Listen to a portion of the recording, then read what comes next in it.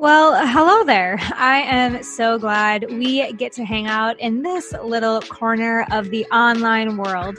I'm Hannah Hermanson, certified coach, international speaker, author, and founder of Dream Life is Real Life. I've helped hundreds of coaches build, scale, and enjoy their online businesses, essentially make their dream life their real life. So welcome to the Dream Life is Real Life podcast. In these shows, you'll find the real people, concrete tactics, and weekly motivation and inspiration to make your dream life your real life. Look, I started this podcast to bring you the role models I never have. Hey guys, today I have Sage. Sage Burmeister is a holistic health coach in San Diego, California.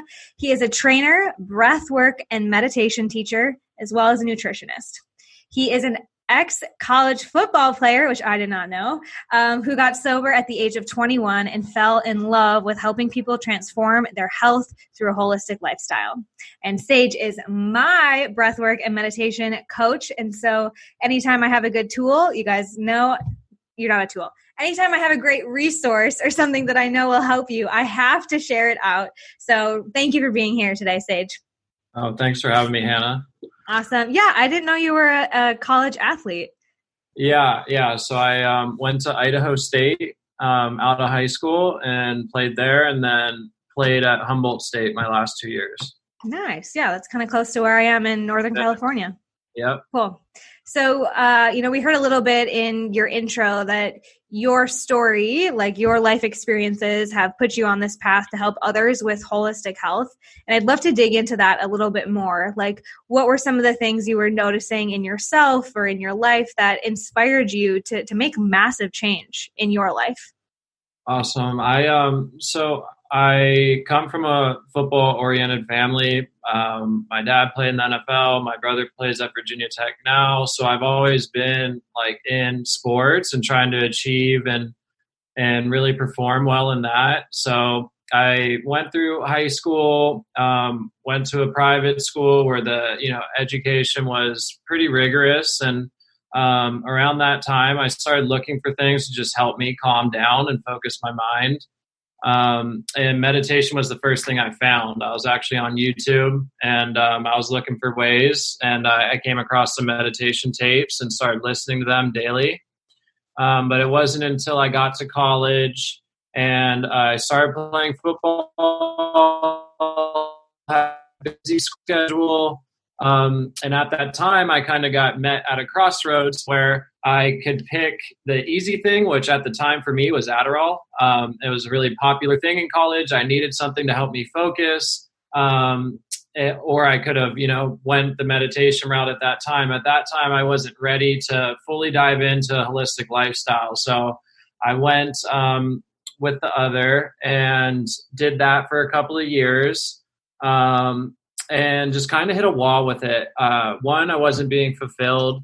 I would get the work done, but just like not feel it, and I wouldn't feel good physically. And I couldn't sustain it for a long time. So I was already beginning to learn like what burnout felt like, or what it felt like to, just kind of feel empty at the end of things when you complete them. So around that time, what was coming up for me energetically and emotionally was like, I knew I needed to get to the bottom of, my substance use.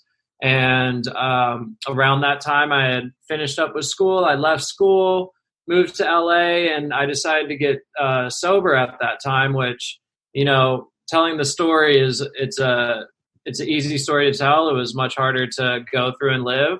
But that was when I kind of chose the other route of staying in balance with myself and learning how to control my, energy, or control my physiology to feel better, really stay in balance while also performing. So I found meditation again. I reconnected with that. It was just a simple mindfulness practice.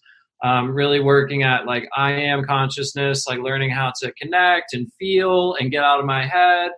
And that was a great start for me. And then one day I came across breathwork videos because I'm on YouTube a lot. I think it's the best like resource ever. And I came across Breathwork.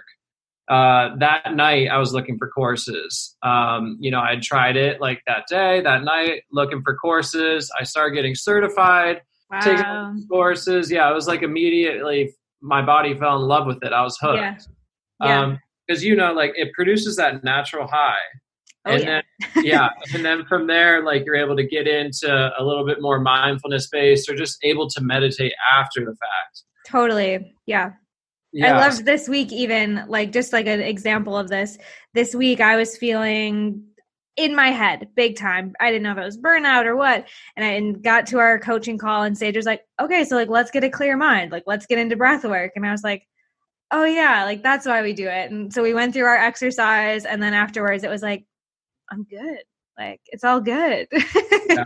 So it is amazing. Like you said, like the clarity absolutely is immediate. It's a release for sure. And I think it's awesome that we can tap into that, like over a Zoom call and get it done. Like it's one of those things where it's always with you. You're just using your breath and following the techniques. It is a simple practice, but as we've shared throughout the time, like it isn't always easy just because it's simple.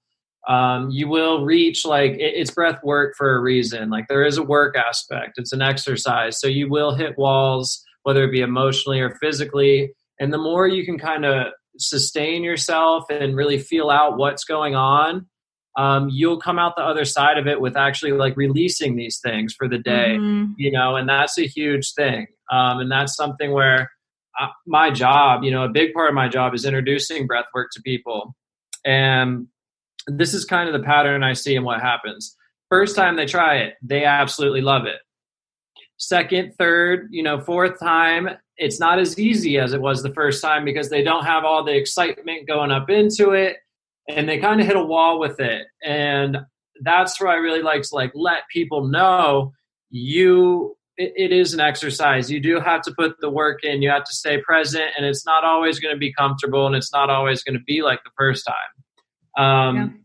But that is a part of it, so it's a discipline.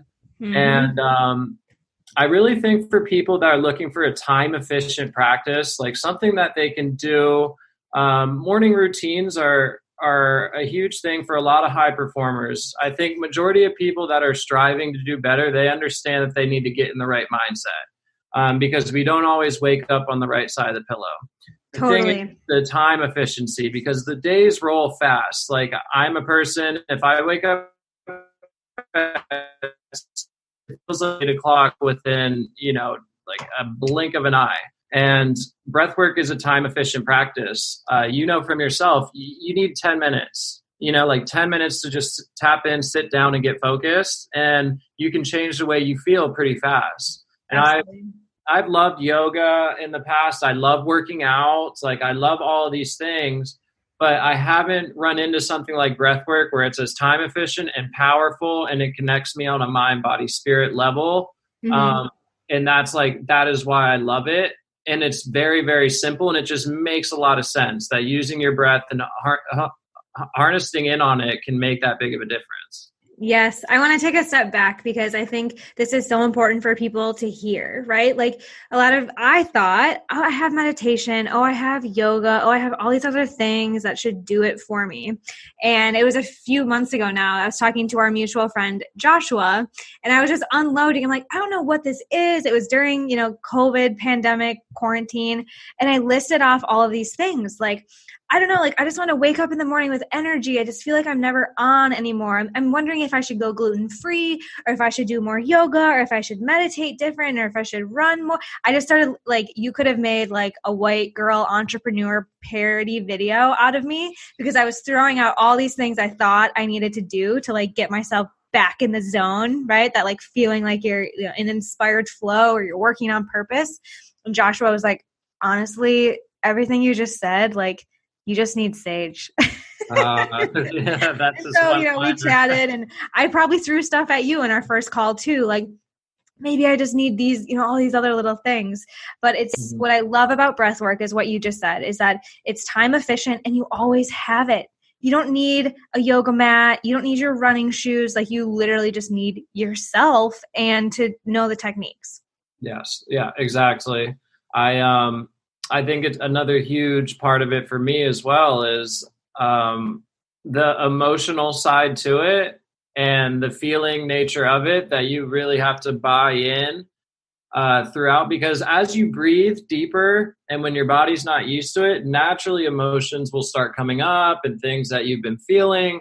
And it's a fast track or almost like an easier way to kind of feel what's underneath and reconnect with it and reconnect with yourself. And I think for busy people that are looking to get a lot done and just perform at a high level, being connected with yourself is the primary thing, because as soon as you lose that and you're just getting stuff done and it's a checkbox, you lose your power. So why are we even checking off the boxes at that point? Because we're not even connected with the groundwork, like the power behind it. So yeah. I think integrating breath work on the daily is a huge part of that. And as you know, Hannah, like when I found Abraham Hicks, I absolutely fell in love with it. I think that's another great tool that people should be using. She's on YouTube. You can check out her videos. There's other people like Bashar, but anybody in the kind of metaphysics, spirituality, mindset type work, it goes very well with the breath work. Mm-hmm. And really makes you feel it. Like you feel amped up for the day. And it is not necessarily like motivation. I mean, there is an aspect of it, but like we can't just thrive on motivation all the time. I think what these people or these tapes are telling you is like connecting within is actually the biggest thing. Mm-hmm. You know, like realizing where you're at, how you're feeling. Like these are the biggest things that will end up carrying the momentum for you. Absolutely. That's where your creativity is coming from. That's where your productivity can come from. Manifestation, people connecting with you and vibing out with you. And then, you know, they're sharing your work with somebody else, you know, like it's how it works. Yeah. We had another guest a few episodes ago. Her name's Serena Curran, and she talks about how your soul, you know, drives your business. And this is definitely something I ran into and we talked on that episode about is you can take the like control freak route, if you will, of like, okay, I'm going to use this strategy. I'm going to build my business. Like this is how it's going to go. Like check these boxes, hustle, grind, muscle through it. But for me and for so many others, that wears off. You reach a stopping point where you're burnt out. You're questioning, why am I doing this? Am I made out for it? Why isn't this fun? I'm not in flow like I maybe once was. And so it's that how you described it, Sage, so beautifully to me is that this morning work, breath work, is like spending time with your soul. And when you spend time with your soul, you can better align with that. And so I can make better decisions about what I want to happen in my business from like inward, not from like, oh, well, this Facebook ad caught my attention, so now I need to go do this thing and do more. It's about like being more, which is woo-woo and probably not what you want to hear if you're burnt out right now. But you can either stay burnt out or you could try something different like breath work, right? I agree. I'm 100% on board with it. And I think, you know, like this time too, like there's so much out there, like there's so much information out there. You know, naturally when you're just checking off the boxes, the thing is to look over at other people and see what they're doing. Like there's so many people doing so much as well. Like you will get lost in the sauce. The ocean's too big right now in 2020. Everything is online. It's so easy for you to go check out what somebody else is doing and compare yourself or feel like you should be doing more. The inner work for you to stay balanced and stable and then also have some authenticity. I'm a firm believer that every single one of us is beautifully unique. Every single one of us. And I know that because through my story, it's been a rocky ride at some points, but at the end of the day, it's made me who I am. And a lot of my biggest achievements have come through that. A lot of my biggest connections have come through that. And it's really just shown me that uniqueness is the power. Like who you are is where you're going to, you know, strive from and jump from. So I really just encourage people, because we all do it. We all, you know, get caught up in checking off the boxes, get caught up in the to-do list, to take more time for this work, because people will recognize it. And, you know, priority is like you feel it. You feel it. So inner work is the new kind of first check off the box thing. And I've noticed that with a lot of different people, whether you watch like Aubrey Marcus's podcast or, even Joe Rogan, who has a huge podcast, like they're constantly talking about like, how can I feel better? Like, what are some certain tools or tips? And breathwork comes up quite a bit. I really think it's growing. I think breathwork is like the new yoga. When yoga was like 2005 to 2010, just took a gigantic jump. I think we're about to see breathwork do the same. Okay, so people are listening. They're like, okay, I'm open. I'm interested. Maybe I'll like jump on this if it's going to be like yoga. We have lots of yogis out there. We love them. Where do we start? Is it a YouTube thing?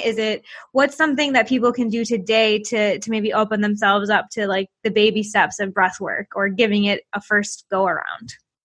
I really think immediate would just be go to YouTube. Type in like breathwork practices, go check that out. I'm sure you'll run into like some Wim Hof, maybe some other teachers, but then eventually you will want to find like a teacher or someone to guide you through that. Yeah. And, you staying consistent with it is going to be the biggest thing. And I'm a firm believer in that. So I would go to YouTube, feel it out. And then when you're ready to get serious, take a course, get a teacher, go on a retreat, like really dive into it for you. Because what I've noticed with it is the more serious you take it, the more time you give yourself to really dive in, the more you get out of it. Yeah. Yeah. And what are some of the benefits? We talked about maybe having more clarity or like clearing your mind. What are some other benefits that people can expect if they start tapping into breathwork consistently or not consistently? I don't know. Does it take consistency?